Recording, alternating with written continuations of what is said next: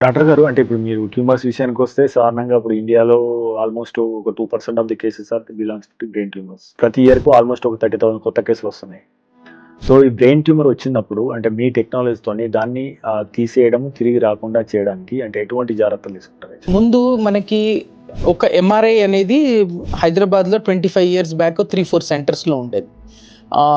ఇంకా డిస్ట్రిక్ట్స్‌లో అయితే మీరు మర్చిపోవచ్చు. కానీ ఇప్పుడు ఎట్లాంటి సిట్యుయేషన్ వచ్చిందంటే చిన్న చిన్న టౌన్స్‌లో కూడా ఇప్పుడు మా భువనగిరి లాంటి ప్లేస్‌లో కూడా మెడికల్ కాలేజ్ వచ్చింది. అక్కడ కూడా ఎంఆర్ఐ మెషిన్ ఉంది. సో, డయాగ్నోస్టిక్ అనేది ఈజీ అవుతుంది. So, symptom wise doctors prescribe చేయడము అండ్ ఫాస్ట్‌నెస్ ఆఫ్ డయాగ్నోస్టిక్ అనేది పెరుగుతుంది. సో, మేము ట్రైనింగ్ స్టార్ట్ చేసినప్పుడు మేము బ్రెయిన్ ట్యూమర్స్ అంతా 6, 7, 8 సెంటీమీటర్లు చూసేవాళ్ళం. వెరీ కాంప్లెక్స్ లాస్ట్ స్టేజ్‌లో వచ్చేవాళ్ళు. లేదు హైడ్రోకెఫ్లస్ వచ్చి వెరీ బ్యాడ్ కండిషన్‌లో. ఇప్పుడు we are able to catch this very early. 1 centimetre ట్యూమర్లు, 1.5 సెంటీమీటర్ ట్యూమర్లు. సో, ఇట్లా చాలా వస్తున్నాయి. So, that it self increases the safety of treatment. Okay. Smaller the lesion, the more non invasive treatments like radio surgery we can use. And even సరే radio surgery కాదు, చాలా మంది suppose you prefer surgery. చిన్న ట్యూమర్ని తీయడం చాలా easy compare to a large tumour. ఎందుకంటే anatomical structures well delineated ఉంటాయి.